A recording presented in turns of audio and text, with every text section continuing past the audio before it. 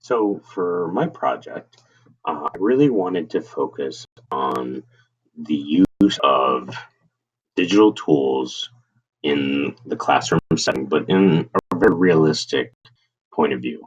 I want teachers who maybe aren't as comfortable with technology find the tools that could help them dip their toe in the water, right? Because we all know that within education, change is very slow. And so when teachers can have opportunities, we need to scaffold professional development much in the way we would as teachers scaffold a lesson for our students. So I want to share successes and failures that I've found as I dive into educational technology and sort of what's useful and what's useless. Right. So I really want it to be a review of what I've found to be successful, as well as some of the stumbling points, because teachers need to realize that the research shows us that you need to fail 20 times for, and I don't want to say fail, you need to try something 20 times before you set the neural pathways in those neural networks to actually make a connection. We know that from some of the research that we've done in other courses. There's Knight had done significant research through ISTE and some of the coaching white papers and talked about, the importance of instructional coaches. And so I want to look at that research again and use that to kind of prove the point that, we need to do something a lot and we need that support for teachers so that they feel comfortable with that. So I figured I'd do the screencast for my outline because I thought it would be good to kind of show off some of the tools that I want to talk about. So, for our elementary, we use Google Classroom. So, and to first show off where I have my students start, because then I can kind of provide resources for them. So if they want to extend their learning outside of the day, if they're excited, if they like what we did in class and want to show their parents, I organize it with these different topics or modules, depending on what LMS you use, and give them opportunities to kind of go back and look at what we did in week one, look at what we did in like our Latin unit, and have the ability to go to Duolingo, to go to Quizlet sets, to really extend that learning beyond the day. And then because I've set them up in classrooms and those other programs, I can actually see if they are going. So it's not well, are they actually going and using it? I can actually go in and track that. So it's really neat how we can harness technology for accountability.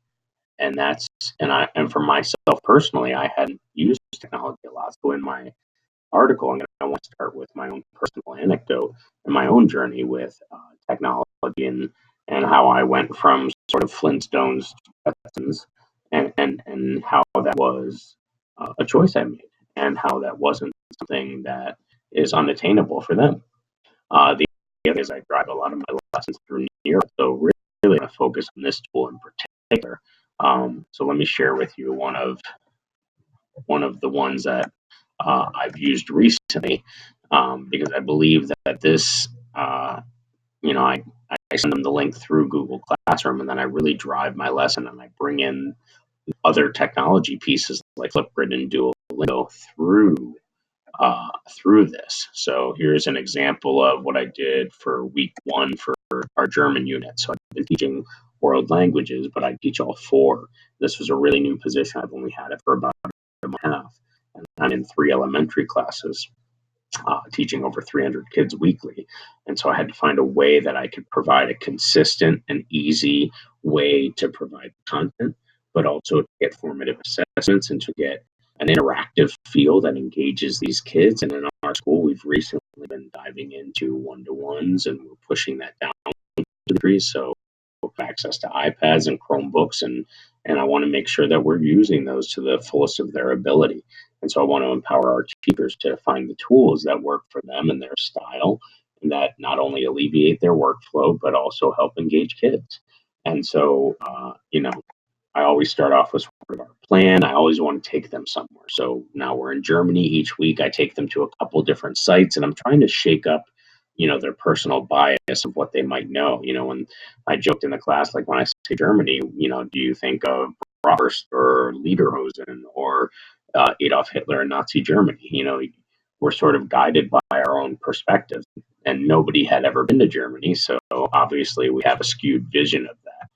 So starting with a kind of VR tour where we can take a look at stuff like, Berlin's life, and let them play around and let them see, oh, wow, it's a modern city. Wow, there's, it looks like, yeah, I was in New York, or I'm in Seattle, or I'm in Vegas, and gives them the opportunity to just kind of explore a world unlike their own, and then typically after that, I took them to another site in Berlin. We had been to the Romans, and we had been talking about Latin previously. So I was showing them the architecture here as opposed to really the newer architecture, but how they were paying tribute to ancient civilizations.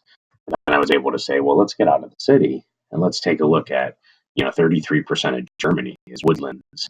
And then also we start to get into very different architecture than we were seeing with the Greeks and Romans, and let them play around a little bit. But then you have the ability to sort of steal their screen. So then let's talk about some facts about Germany. We can deliver information. Then after I deliver that information, I want to picking up what I'm putting down. So I build in these little quizzes that get immediate feedback, and I tell them that I'm only scoring them on their participation. So as long as they're trying, as long as they're, and then also telling them, hey, you don't have to open up a new tab and look at Google. I don't care if you get it right or wrong. I just want you to kind of shoot from the hip, and let's see if you're picking up what I'm putting down. And so that's another thing. You can't just give the Nearpod. You have to think about how I'm going to deliver that. What are the pitfalls? What are their kids going to try to do? Oh, they're going to try to look at the screen to the kid next to them. They're going to try to open a new tab. But if I set the groundwork with them that all they care about is their participation, I just want to see what's in their own brain, that's the kind of work. Those are the kind of thinking skills for this digital generation, which is also a book that I'm running a book club on, the digital thinking skills for the digital generation, and how we can be optimistic about technology to help aid human thinking. And by using tools like Nearpod, where we can give immediate quizzes that aren't anxiety ridden quizzes on scores, they're just to say, hey, are you picking it up? Then I could ask open ended questions. So it's not just Jimmy raising his hand and calling on Jimmy, and everybody else is like, oh, I can take a break. Jimmy got this.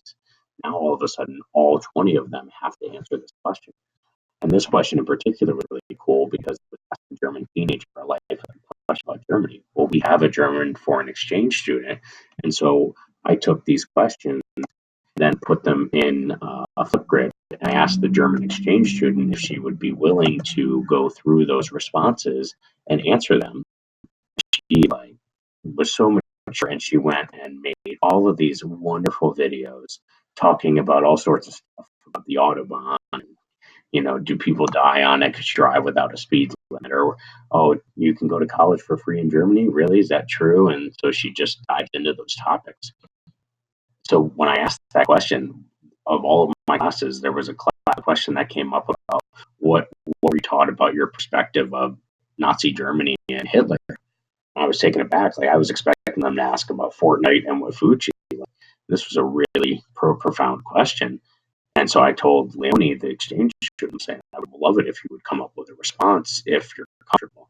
And she came up with the most vulnerable, beautiful response about her culture and her own feelings of guilt, and to not feel afraid to ask that kind of question. I mean, super powerful. So now we're going to create this sort of video pen pal through Flipgrid. So even within my lessons, oftentimes I'll do instructions on a Flipgrid that they'll have to do. So as we kind of go through, we start building in and bringing in other media. And so we were bringing in German speakers and watch this video. And I gave them a quiz on that video. Then they got the feedback and got to talk about it. Then I did another question about what they would want to learn how to say, which Leonie also did some videos for them on that. Then we review, right? Talked about some extra material that they might crave or want, play a little matching game, and then they ended up having a link built in to take them to Duolingo.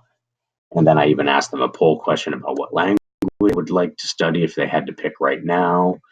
So I got to do this quick poll, and then I built in the link to where I wanted them to end, which was in Duolingo. Or this week it was a Flipgrid. So I can really use Nearpod to keep them all in one spot, use their screen as the projector, and do all sorts of really neat things. So I want to just talk a lot about how I've started to change my instruction so that it's simpler, consistent, but engaging and chock full of really great content.